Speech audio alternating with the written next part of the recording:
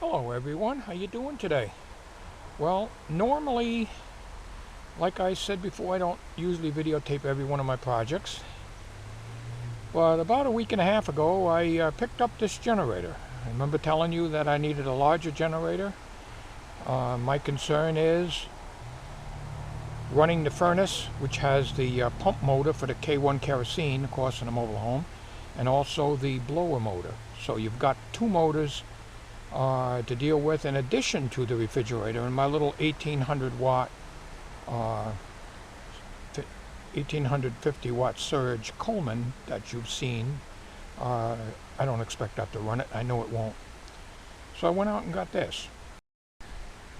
A Champion 3500 continuous 4000 surge, and there's quite a few people on YouTube that have these. I paid $299 for this at Tractor Supply, and they don't come with a wheel kit. Wheel kits are between $42 and $50 some, and that don't count the shipping. Well, I ain't paying for that. I'm going to make my own wheel kit, because this thing weighs about 106 pounds roughly, and an old fart like me shouldn't be lifting this stuff. So I went to my local hardware store after taking some careful measurements down here. The wheels go on this side where your recoil starter is here. And I had them make me up. They were nice enough to cut the bar stock for me, put the end caps on, and I bought wheels to the tune of about, with the horseshoe clamps and everything, 28 bucks. I got a good deal on that. And the only thing I have to do on this end is to put a probably a 2x4 or something like that to get it level, and then figure out something I'm going to use for a handle. But I don't want nothing drilled into the frame, so I'm going to work out something on that. A little closer examination here. It's 240 volts, 15 amps per side on the circuit breakers.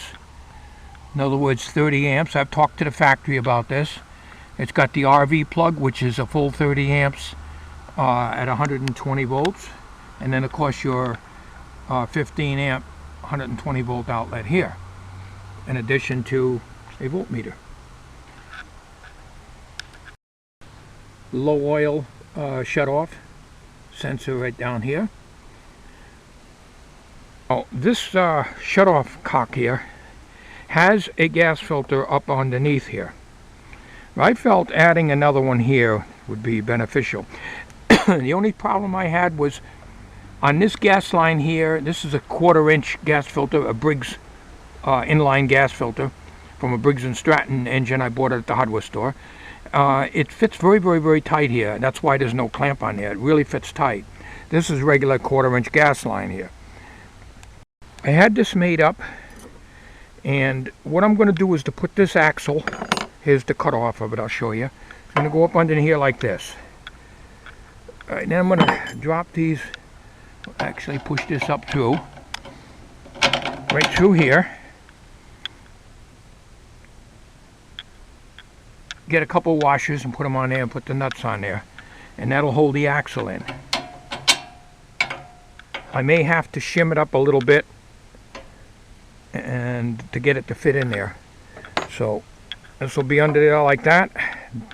There's two holes here, and there's two holes here, as you can probably see. No, you're probably not in focus. This is what I brought to the hardware store. I marked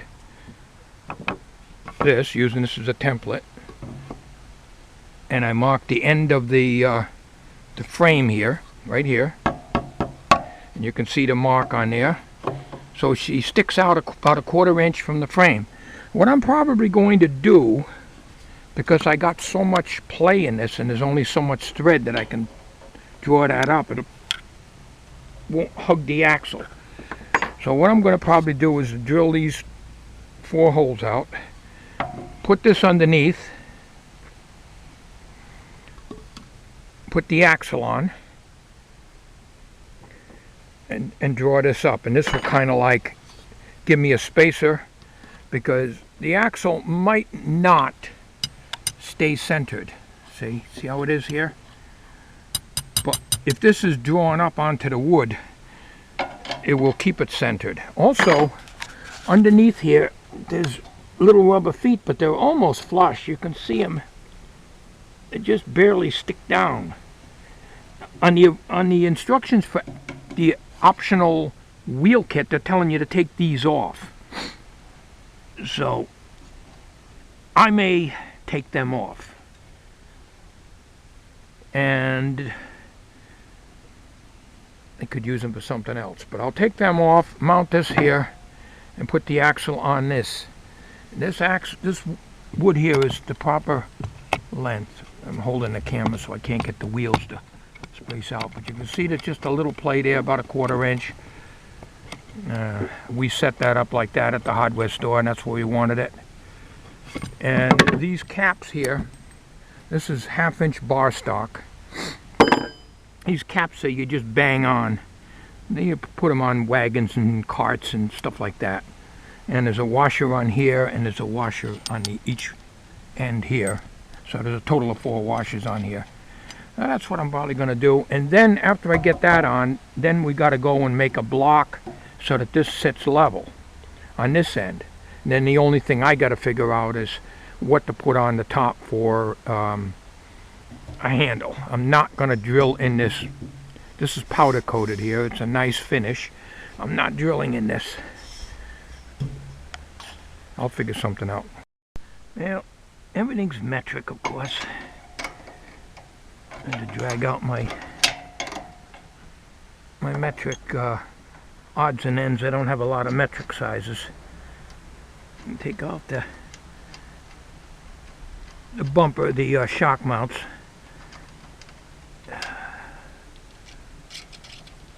Right. Pull out the shock mount. It's just a little rubber.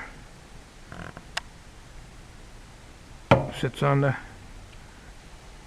flat surface. Help on the vibration. You got to remove these if you buy the wheel kit anyways. But I couldn't see buying the wheel kit, not at that kind of money. Get this side out.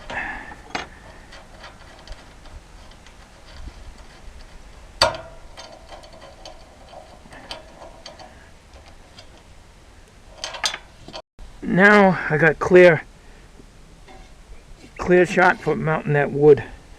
You see, the axle's going to sit right here on the frame because this is the high spot here and here. So it's not going to sit in this valley here. So I think mounting that board there, raise the generator up another 3/4 of an inch. Who the hell cares? I don't want to break my back reaching over to lift it up and pull it.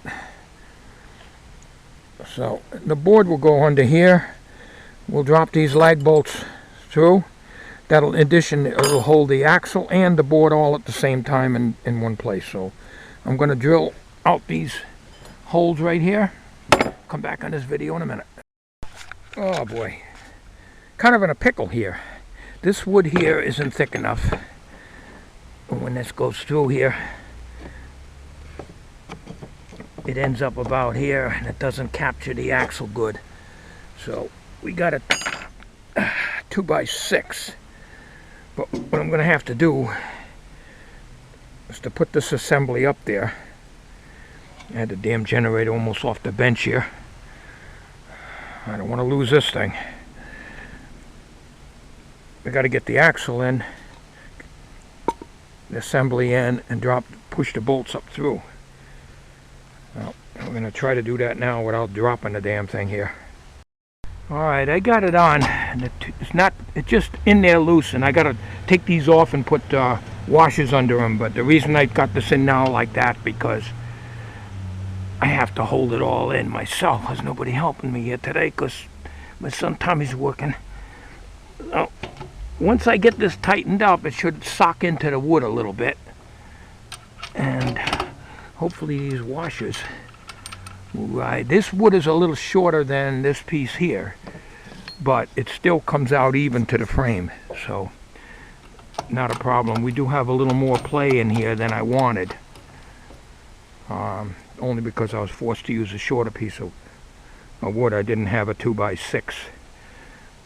that would go in there. So temporarily I had to hold this up with a clamp with some cloth in here so it doesn't dig up the paint job here. So we're going to put washers in there and sock that up, center it, and then I'll work on this end over here. I'll show you. Take a look here, a little round, go around here and show you. See, there's a washer in there. I'm hoping that it'll be okay because these end caps are in there and it's going to be almost impossible to get them out. Oh, normally you'd turn this on end, but you know, when you put the wheel kit on, if you get the commercial wheel kit or whether you do it yourself, the generator's supposed to be free of gas. I've got about 2 gallons of gas in here, and no oil, because when you first buy it, you flip it over and you put the stuff on. It'll be so much easier. Well, because I've got gas in here and oil, I can't do that. I don't want to tip this over and have a mess. And to try to drain it out of this little cock here, this is a 1/4-inch gas line, but the original gas line is smaller than a 1/4 inch. It'll take you all day to drain the damn thing out. You take the cock off and you got gas all over the place, so you can't drain out the tank that way without making a royal mess. So this is why I've got this Rube Goldberg setup here. I'll come back on this after I get this all tightened up and washers in there and so forth. Well, put washers in and tighten it up. I'm just about out of thread here, but she's tight. What I'm probably going to do is one at a time I'll take these off and put a shim between the nut and here and tighten it down. And she's on there and she ain't, you know, she's not loose, but there's a little more play in the wheels. Not that bad though. Not that bad at all. Anyways, we're going to get this baby up on the bench here so I can figure out how high of a block I got to put on this end here. Alright, well that's a 2x4, so we're going to come up a little bit higher. You know, normally the wheel kit wouldn't raise the generator up that much, but we're using an 1.5 inch piece of stock here because these damn clamps don't have enough thread on them to pull this axle right up tight against the wood. But that's not a problem. You know, some people on YouTube have complained that the thing is too low, the handle that comes with the kit is too low and you're hunching over to wheel it. Well, when I get this front piece made, I'm going to make up some kind of a handle arrangement. Got a wet day today. Right at the moment it's not raining, but I had to pull the snowblower. I didn't want to get it all the way out here, so I just covered it up a little bit. There are a little bit of changes here, as there always is in my projects. Got the wheels on, as you can plainly see here. And these are temporary blocks. It got dark so early yesterday I couldn't finish it, so today's the next day, of course. What I'm going to do, instead of using wood here, like I was originally going to take a 2x4, a couple of them, and a 2x6 or whatever, and get this height up to match the height of that so it'll be level. But I'm going to make the U bracket, similar to what comes with the generator handle kit, the wheel kit. So I've already taken measurements and made a cardboard template, and I'll show you that in a minute. There's a hole here where my flashlight is, right there, and there's another hole over here, and that's where I'm going to mount the bracket. That's what they're telling you to do anyways when you buy the commercial kit. Over here is the 4 little rubber feet they tell you to take off when you put the kit on, and that's where you see these 2 holes on the back over here that I just showed you. So what I'm going to do is to use 2 of these. They're 1 inch high. The rubber part is 1 inch high on the bottom of that metal bracket. So it'll be a little like a vibration cushion. I wasn't going to do that originally. I was just going to take the metal and just let it sit on the floor or the ground. Most likely this will be out on the ground anyways. But the original wheel kit came with a bracket with 2 little rubber donuts on the bottom of it. Go into my messy other side of the shed here. Alright, I had to clear room off so I can get at my vise. You probably never knew I had a vise in here. But anyways, here's what I did. I made a cardboard template. It'll be folded up. You know, it's folded in the proper places.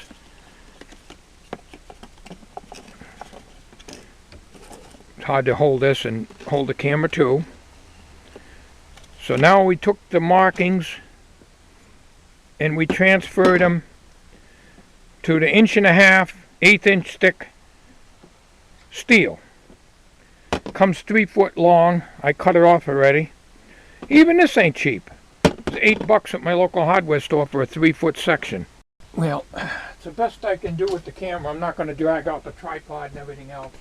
We're going to move this vise over. Get it straight here.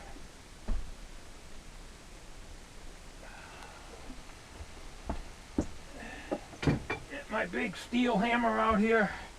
This is what I drive the horseshoe stakes in with. Got that at a yard sale years ago.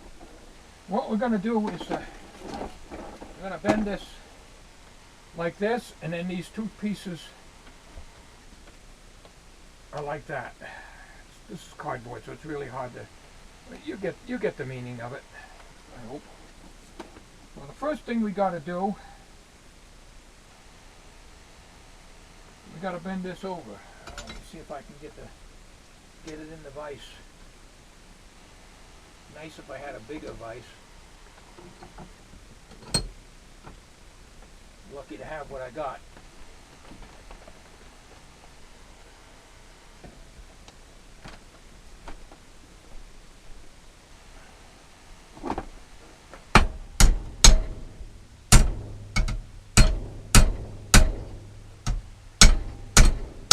This probably won't be precise because you're doing it, you know. I don't have what they call a brake. When I took sheet metal up in junior high, he had a brake. You could bend all these things nice and square. Okay.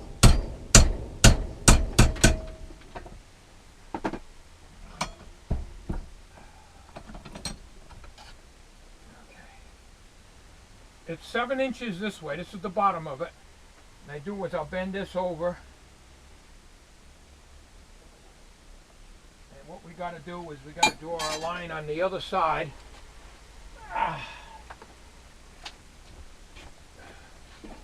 As the line is on this side and I need to bend this out, so I got to transfer the line to the other side with my bad eyesight. The whole works here. Okay.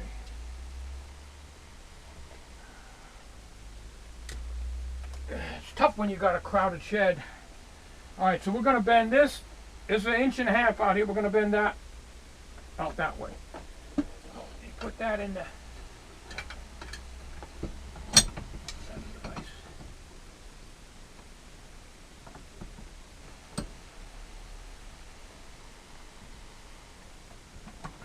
It's not rocket science.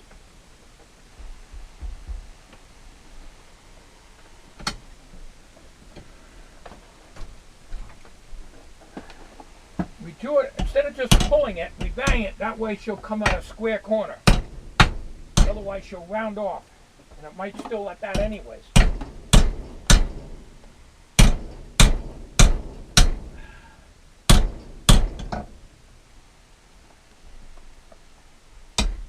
Problem is getting this square, it's cockeyed.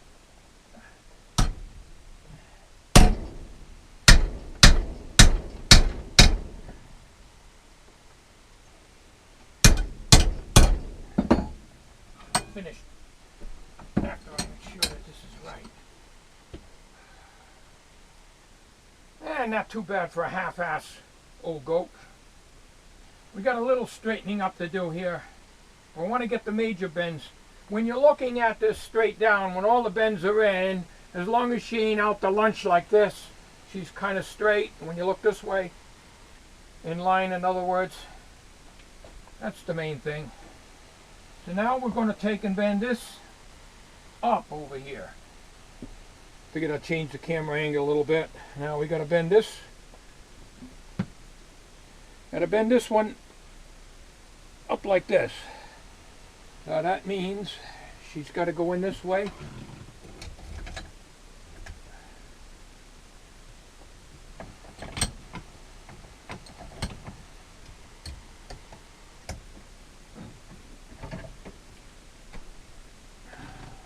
And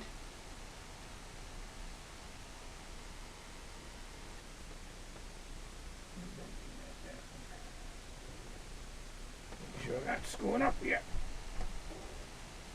Okay.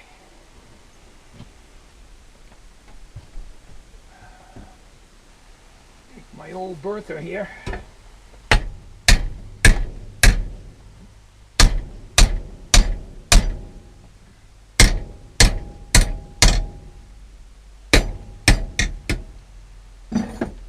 Up once on this, you bend it the wrong way, the damn thing will snap off on you. Try to go the other way.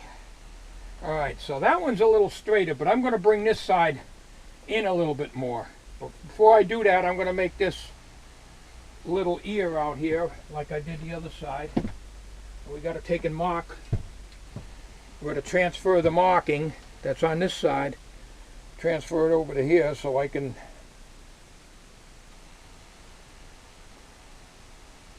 follow it. I should put my reading glasses on. I can't see a damn thing. Blind in one eye and can't see out of the other. I'll tell you folks, don't ever get old. Try not to get old. I failed at the attempt of staying young. It just didn't work for me. Alright, let's see. We're going to bring that. Out.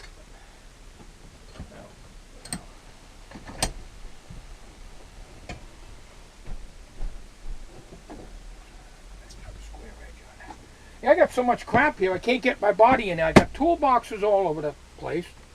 It's a crap house, like everything else I got. Can't get a good swing on a hammer. The drill press is in the way. Not right-handed, but I have to come down on this side too.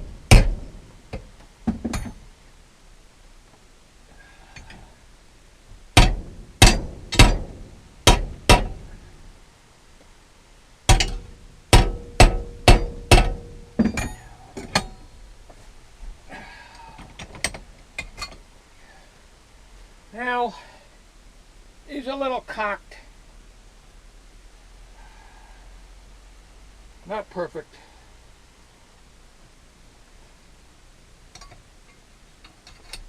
Get that a little straighter. Okay.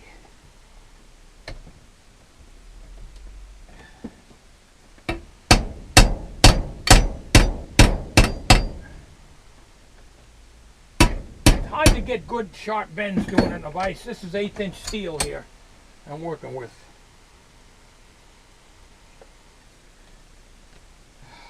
That's how she'll sit. Well, there she is. Ain't perfect. You know what? It's better than spending $60, $70 for the damn wheel kit counting shipping. You know, she sits pretty level. So what I got to do now, two things. I got to drill a hole here, and I'll do that with my drill press. That's an old drill press I had. I bought that in 1987 when Tommy was born. And it's a Chinese thing. I bought it at one of them tool places years and years and years ago. It's not a precise, it's got a little play in it, but you know. Hardly ever use it, but I do use it and it comes in handy. Anyways, I got to drill a hole here, I got to drill a hole here. Then down here I got to drill a 1/4" hole here and a 1/4" hole here to put those little rubber feet on, and then I'll just bolt this up underneath. She goes in like, you know, she'll go in, I got to get these blocks out of here. Now, she'll go up